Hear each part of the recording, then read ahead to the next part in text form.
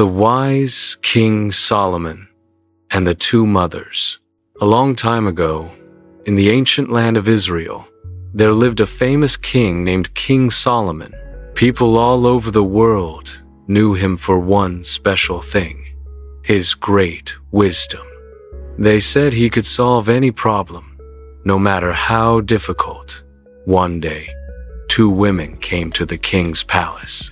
They looked tired, angry, and upset.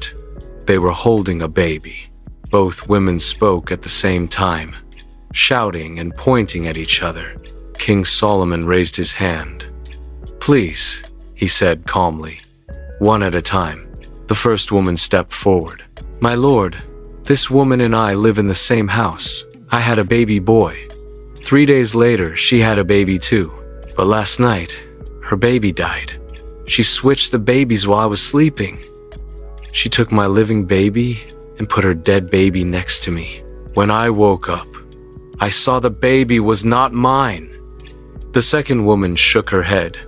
"No, that is not true. The living baby is mine.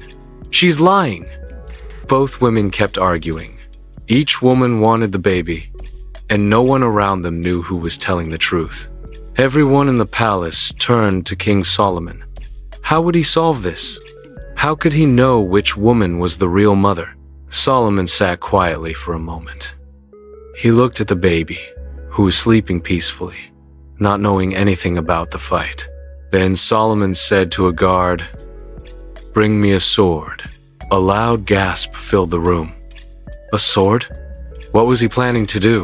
The guard brought a long, sharp sword and handed it to the king. Solomon stood and said, "Since both of you say the baby is yours, and I do not know who is telling the truth, I will divide the baby in two. Each mother will receive half." The palace froze. Everyone stopped breathing. The second woman, whose heart was cold and angry, said, "Yes, if I cannot have him, neither should she. Cut him in two." But the first woman cried out, "No, please, my king. Do not harm the baby. Give him to her instead. Just let him live." In that moment, King Solomon smiled. He pointed to the first woman. "Give the baby to her. She is the real mother, because only a true mother would give up her child to save his life." The crowd cheered. The guards smiled. The baby was returned safely to the arms of his true mother. News of Solomon's judgment spread across the land. People said, "Our king is wise. He understands the human heart. He sees the truth when others cannot."